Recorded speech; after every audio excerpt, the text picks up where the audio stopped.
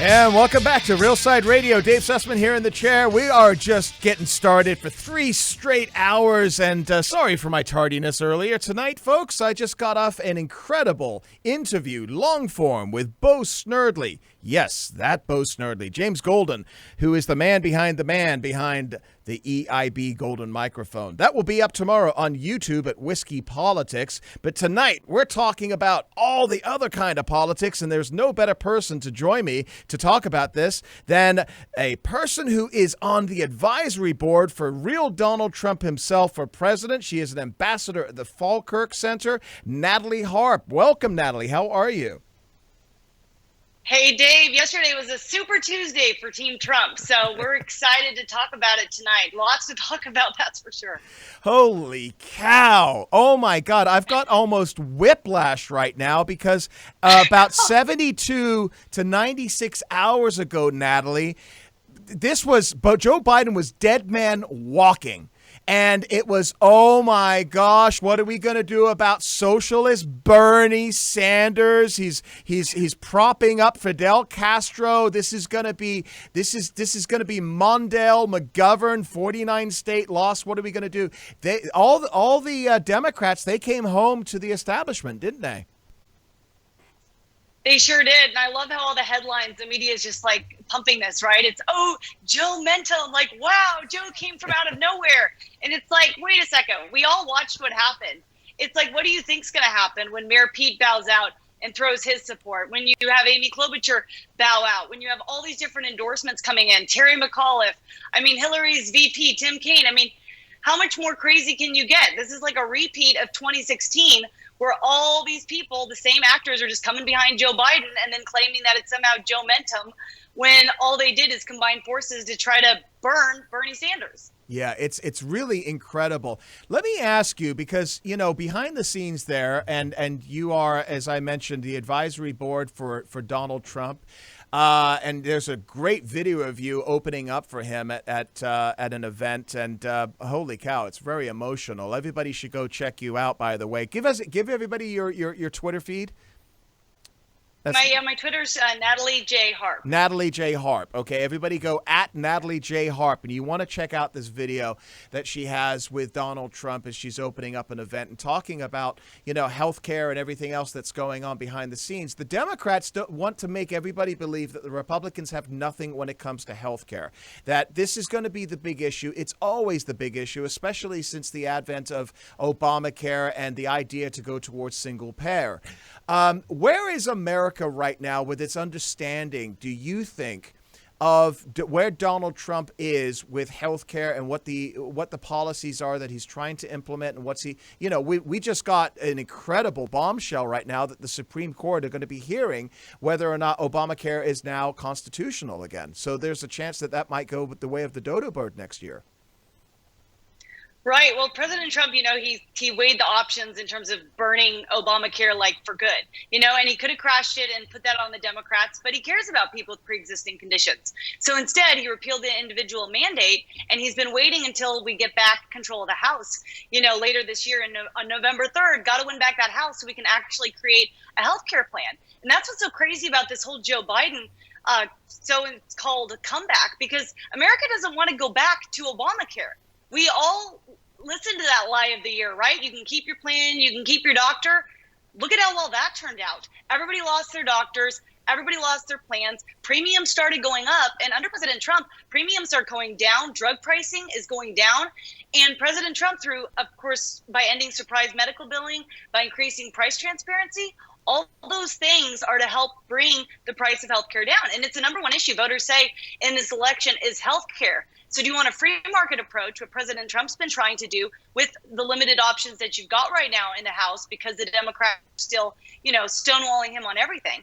But he's gotten kidney care passed, incentivizing that whole marketplace so that people that have been dying and waiting on donor lists for so long don't have to anymore. Living donors are actually stepping up now and being paid, you know, through lost wages or things that before would have been barriers to donate, become living donors. He's incentivizing that marketplace, right to try. That's what my video, is about when I was able to thank President Trump in person for saving my life. People with terminal illnesses would have had to wait in the past for medications to be approved. I didn't have to wait because of Right to Try. So President Trump really is working on the quality of care. He's able to do that right now before we win back the House, because he can do that. You look at his response right now, even with the task force that Mike Pence is leading for the coronavirus, all the different ways that he's thinking to protect Americans. You see these crises in other countries that haven't thought everything through. And President Trump was a first mover on everything. He secured the border. He started looking at the air travel, quarantining people, a lot of measures that he got pushback for in January and early February when he started implementing these things. And now, yes, it's a crisis, but we're not as bad as other countries right now because of the proactive measures that he's been taking. So his approach to healthcare is result oriented, whereas the Democrats are much into rhetoric. Healthcare is a human right. But if you look closely at it, Joe Biden, even last night, I'm going to cure cancer, I'm going to cure diabetes. They use us as talking points, people with pre-existing conditions. But what are the results? We lost our healthcare. We lost our doctors under Biden. Bernie wants us to lose our insurance. So, the Democrats' alternative to healthcare is pretty frightening. We don't want to go the way of Venezuela for socialism, and even Canadian and UK health systems. You see their waiting lists are like years long. Yeah. So that's why 2020 is so big. We got Natalie Harp. You can find her at Natalie J. Harp on Twitter. Follow her. She's got a great feed. She's on the advisory board for Real Donald Trump for President and an ambassador at the Falkirk Center, which is an incredible organization. I've interviewed several people. You got David J. Harris and several other incredible people over there as well. In our last minute before our first break here, Natalie, the idea of cross-state insurance, opening up the marketplace and we got just a minute here left. Is that going to be on tap? Is that something that's going to be discussed this election cycle? Absolutely. We've got to do across state lines because, transparency is the first thing in terms of price transparency that President Trump's been working on, surprise medical billing, so we can all see the prices of things. Insurance now is also controlled. And so by going across state lines, increasing competition always drives down prices and it drives up care. So that's going to be huge for the Trump administration. But again, we need to win back the House in November because we'd love it if Democrats would work with us right now. But they just want everything to be about rhetoric. And what do we have? What do they have to show for it? Obamacare was a disaster. Nancy Pelosi didn't even read it before she passed it. So I don't know why we would trust them with our health care in 2020. Yeah, it's crazy. It really is. So anyway, when we get back after the break, Natalie, I really want to dive deep into what we're currently seeing right now, which looks like at this stage right now, we briefly talked about it, and that is Joe Biden looks like he's going to be the front runner and going to be matched up against Trump. What is that going to look like for election 2020? With Natalie Harp, I'm Dave Sussman, and we'll be right back here at Real Side Radio. Go get yourself something frosty to drink and a defibrillator, because when we come back, it's going to get even more spicy. We'll be right back. How lucky can one guy be? Well, I'm feeling very lucky tonight. Dave Sussman here in the chair. Joe, we are doing the Real Side Radio across 57, 58 stations now, Cody? Where are we? We're up there. Across the GCN and Salem Radio Network, across the Fruited Plain. It is an honor to be here, especially after this incredible Super Tuesday that we just saw that essentially just was a seismic shift, a tectonic shift that took place with the Democrats. And to discuss this, I'm delighted to have Natalie Harp. You can find her at Natalie J. Harp on Twitter. She is on the advisory board for Mr. President Donald Trump for President. She's also an ambassador at the Falkirk Center. Natalie, we are in a really interesting period, because a week ago today, if I was on the show and you're together with you, and I would have asked you to predict what we just saw last night, where the Democrat Party essentially said, no Lenin, no Trotsky, no Marxist, no Sanders. We're going to go with the establishment, safe guy. He was vice president once. Everybody else just looks so scary. We're going to go with Biden. Would you have expected that? Well, we're ready for either one. But you look at Joe Biden. If you watched even with the different endorsements coming in, he is as radical as Bernie. But the difference is he can be controlled. Bernie can't really be controlled. Bernie's kind of his own person in terms of his radical policies. But look at Beto O'Rourke. Joe Biden was saying to Beto, oh, I'm going to put you in charge of gun policy. Beto wanted to go into homes and take people's guns. So in terms of healthcare, even Joe Biden, he raised his hand to give free healthcare to illegal immigrants. So when you look at it, they both are running on the same platforms, even though the nuances still kind of look like, oh, Joe's, he's trying to act like he's moderate, but you look at it, he's not moderate. He's an establishment candidate.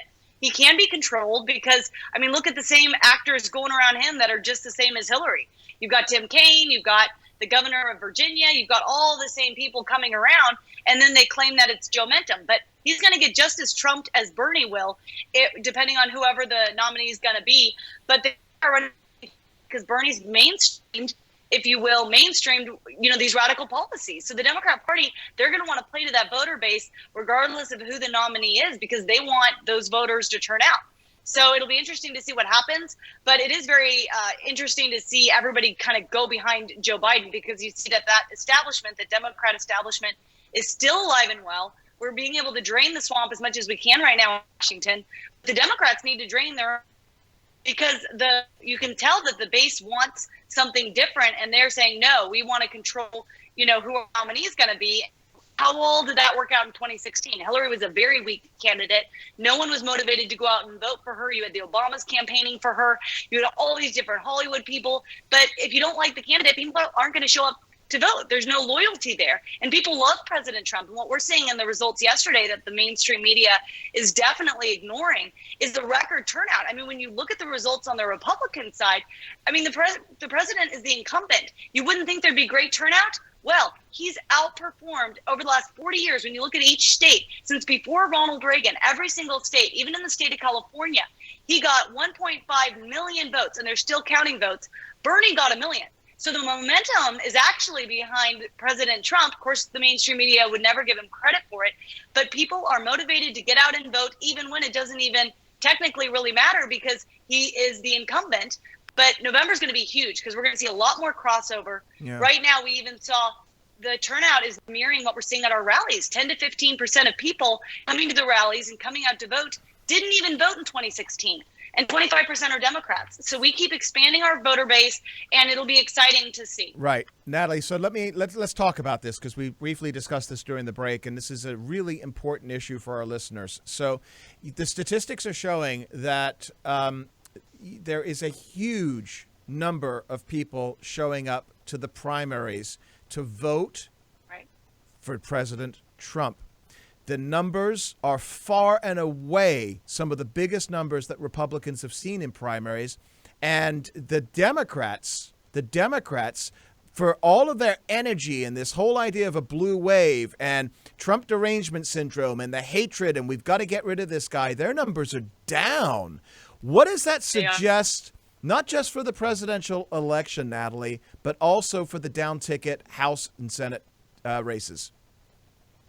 Well, you can see that the party of Trump is really encompassing all people, Republicans, Democrats, independents, people that used to believe in like a blue collar Democrat type of thing. They've been left behind. So we're amazed at the results that we're seeing in terms of the minorities even joining us. Everyone talks about Joe Biden, how many African Americans showed up to vote in the Carolinas. But we're seeing record turnout for that because people are actually living the results of the Trump administration. You have record low unemployment. I don't know if you saw the viral video going around of the people being interviewed by MSNBC, the dad, and he said he was voting for Bernie. And they're like, oh, did your daughter tell you to do that? And he says, no, my daughter's voting for Trump because of the economy. It was a Hispanic family. An amazing, yes, and in California, I believe. Yeah. So people are realizing the results for the first time. Before, you'd elect a Republican, you elect a Democrat. You wouldn't really see it trickle down into your everyday life because, let's face it, it was an establishment-controlled, very much lobbied by both parties. President Trump has broken that up because he has only one loyalty, and that's to the American people. So we're really seeing an amazing party of Trump that's encompassing all previous Democrats, Republicans, independents, every race, every gender, every creed. And it's an exciting thing. It's a very American party. We're becoming the party of Lincoln again, where people are motivated to vote and to believe that, politics should make a difference in my everyday life. But So, it's been just so about power. on the issue regarding the deflated number of Democrats that we're seeing, the numbers Right. of people showing up, do you think that's going to flow over to November, and how will that impact the House and the Senate races? Yes, well, even when you look at Bernie, he's even underperforming than where he was in 2016. So when you have at the top of the ticket where there's no enthusiasm, I mean, it's pretty interesting, too, when you look at it, the Mayor Pete's people and even Amy Klobuchar's people all immediately went over to Joe Biden.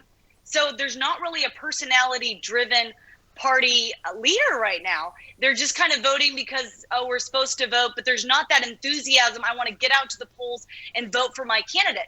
So when you don't have that, people aren't going to really want to show up to vote as much in November, whereas the president is seeing amazing support where people who didn't even really have to get out and vote because he's the incumbent want to be out voting and identifying with President Trump and giving him better numbers than any previous presidents or even candidates for president in 40 years. So that's definitely going to trickle down. I mean, even in California, you could see the races. There were at least 5 seats that we lost in 2018 in the midterms where there's a ton of momentum over those candidates to be able to flip back those seats. So down ballot's going to be huge because President Trump's at the top of the ticket and people want the government to work for them. Mm-hmm. And they know that President Trump has worked for them.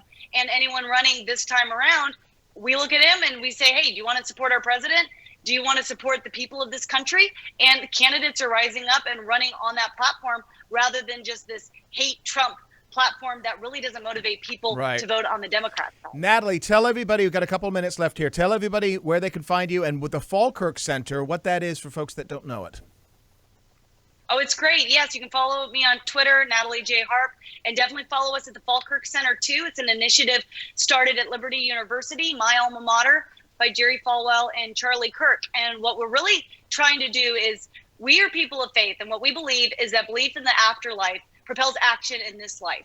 And we want to get out the vote for evangelical Christians. We want evangelical Christians in every religion to talk about what you believe and what the Bible teaches. And we saw a lot of this come with Mayor Pete, where he would grab a Bible verse and then craft a platform out of context. And we go to the scripture first and we say, what does the scripture say? What does the scripture teach? And then find policy, not just pick and choose, cherry pick and lemon drop scripture. We follow the Bible, and the leadership of Jerry Falwell and Charlie Kirk has been absolutely amazing to get to see Christians that put their faith at work in politics, in government, and want to make a difference for all people, because that's what we're called to do. Really greatly appreciate you taking the time tonight on a busy Wednesday night, the day after Super Tuesday. We'll have to have you back on as the campaign season goes deeper. Natalie Harp, everybody follow her at Natalie J. Harp on Twitter. Again, on the advisory board for President Trump's re-election, and you can find her as an ambassador at the Falkirk Center as well. Just a great person to really kind of give an inside knowledge of exactly what is going on. And as the campaign grows and we have more news coming out over the next weeks and months, would love to have you back, Natalie. Greatly appreciate you taking the time. And by the way, congratulations on everything you're doing. I mean, just an incredible story. Everybody needs to go to your Twitter feed and see that video as well. Greatly appreciate it, Natalie. And it was great being with you. Absolutely. Absolutely. And folks, when I come back, Schadenfreude all around over last night. The fact that Joe Biden got the establishment to come back in and basically support him. Well, that's the only good news the Democrats could take out of last night. I'll explain why as we come back here at Real Side Radio. Dave Sussman here in the chair for Joe. Don't go away, folks. Got a lot more news coming up here and talk at Real Side Radio. Cheers.